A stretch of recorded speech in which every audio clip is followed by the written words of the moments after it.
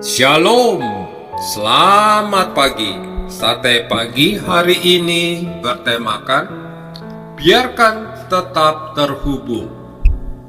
Firman Tuhan terambil dari Filipi pasal 4 ayat 13. Segala perkara dapat kutanggung di dalam Dia yang memberi kekuatan kepadaku. Jika Alkitab berisi semua petunjuk yang diperlukan dalam hidup ini, mudah dibaca dan langsung dimengerti, dapat digunakan langsung, dan berisi langkah-langkah praktis sederhana, maka tidak diperlukan lagi pengajar, hamba Tuhan, atau para rasul dan nabi-nabi. Justru karena banyak yang masih tersembunyi dan harus diungkap, maka diperlukan mereka yang membantu untuk menemukan, membaca, dan menafsirkan isi Alkitab.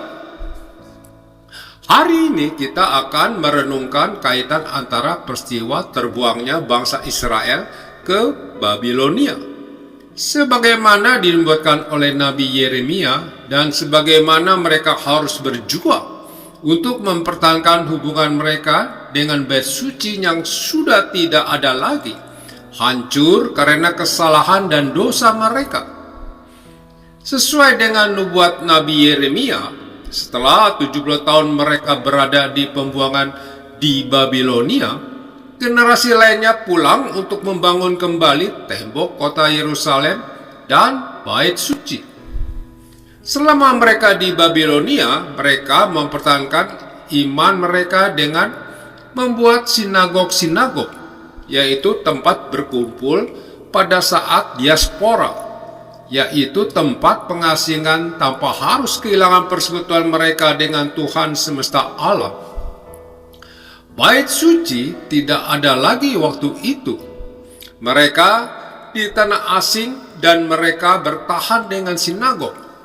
Sinagog saat itu bisa menggambarkan gereja online masa-masa pandemi, Zoom, Google Meet, dan semua fasilitas dan aplikasi meeting yang menghubungkan orang-orang dengan gereja. Menghubungkan orang-orang dengan berbagai kegiatan, sehingga saat mereka mengalami social distancing yang ekstrim setelah terbuang ke Babilonia, mereka bisa bertahan dalam iman. Begitulah kita di masa pandemi sekarang ini. Maka hanya bertahan melainkan mengembangkan hidup kita dalam keterbatasan. Masa-masa sulit selama pandemi akan mengajarkan kita untuk tetap mengandalkan Tuhan. Kita tidak akan menyerah pada social distancing. Kita akan membuat suatu sama lain lebih dekat pada masa-masa ini. Anda dan saya bukan hanya bertahan, tetapi hidup di dalamnya, mengembangkan diri, mengatasi kesulitan, dan bertumbuh memetik manfaat maksimal dari keadaan ini. Perlu kita camkan dalam hati kita masing-masing untuk tidak menyerah dan menjadi putus asa menghadapi masalah seperti pandemi COVID-19 yang seakan merungut semuanya. Jangan juga menjadi putus asa menghadapi masalah-masalah kehidupan yang lainnya. Semua masih dalam kendali Tuhan. Memang ada bagian yang harus kita lakukan, dan jika kita sudah melakukannya dengan sebaik yang dapat kita lakukan, percayalah, Dia akan mengerjakan bagiannya. Jangan menyerah, walaupun keadaan seakan memaksa kita untuk berpikir bahwa kita tidak mampu. Ini terlalu berat untuk saya. Ini terlalu besar untuk saya tanggung. Tuhan selalu ingat anak-anaknya.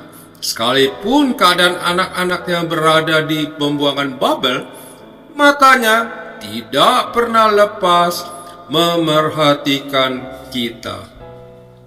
Amin. Mari kita berdoa. Bapa Surgawi, aku bersyukur untuk semua keadaan yang terjadi dalam hidupku. Aku percaya Engkau tidak pernah meninggalkan aku. Terima kasih ya Bapa. Di dalam nama Tuhan Yesus, aku berdoa. Amin.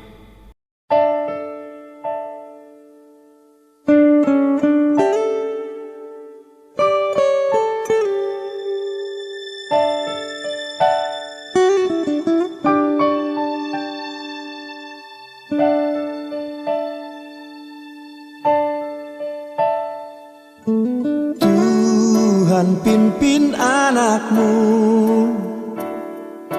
agar tidak tersesat, akan jauhlah seteru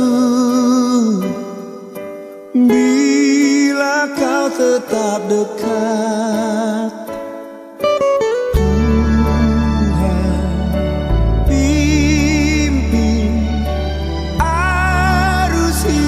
Menderas